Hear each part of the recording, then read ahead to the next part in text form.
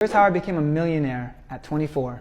So let's start from the beginning, and that would be after I graduated high school. Obviously, a lot of kids' plans after high school is to go to college. That was the case with me.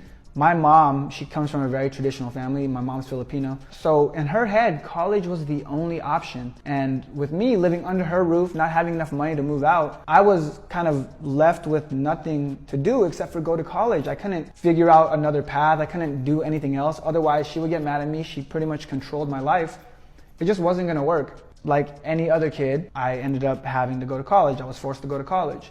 Keep in mind, my grades in high school were terrible. And I didn't even take SATs. I didn't apply for any colleges because I wasn't planning on going. So I had to end up going to a small community college called Mount Sac. And this is where the journey begins. So on my first day of college, I had my backpack, and I instantly knew something was off. It felt weird. And I thought it was gonna be something where they taught us a bunch of cool things and like all the stuff you see in movies, like frat parties and stuff. It was nothing like that. It was a community college. The experience was way different. So after about 3 days, I already knew. There was a feeling in my stomach, hey, this is not for me. This is not gonna work out. But I said, you know what? Maybe it's just I'm adjusting to something new. Let me try it out. I survived about 2 weeks before I realized this is really, really, really not gonna work out. It's just not for me. I wasn't built for college. I remember sitting in the classes and thinking like, oh man, I can't do this for an entire year. And everyone in there seemed bored. Everyone seemed like drained all the time. Like there was no energy. There was no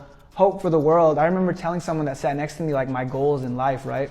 And I already had these entrepreneurial aspirations, and they would look at me like I'm crazy. Like, how are you gonna do that? And I would say, oh, I don't know, but I'm gonna do it. Watch me. And no one ever believed me. So after 2 weeks, I was like, this place is just ruining my soul, ruining my spirit. I can't be here. Otherwise, I'm gonna give up on my dreams, and I could never let that happen. So I did something sneaky. I just stopped going.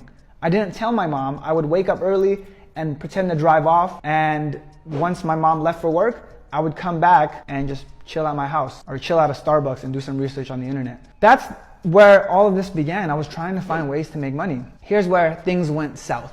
I eventually had to tell my mom I dropped out. There was no way I could fake it for more than 1 semester. So I faked it for 1 semester. Second semester happened. It was time to enroll. She was gonna pay for the classes and I couldn't do it. Keep in mind, my mom is a single mom. She immigrated from the Philippines. She didn't have much money. It was not like I had rich parents that were just paying for college. For her to pay for my college, it was a big ask of her.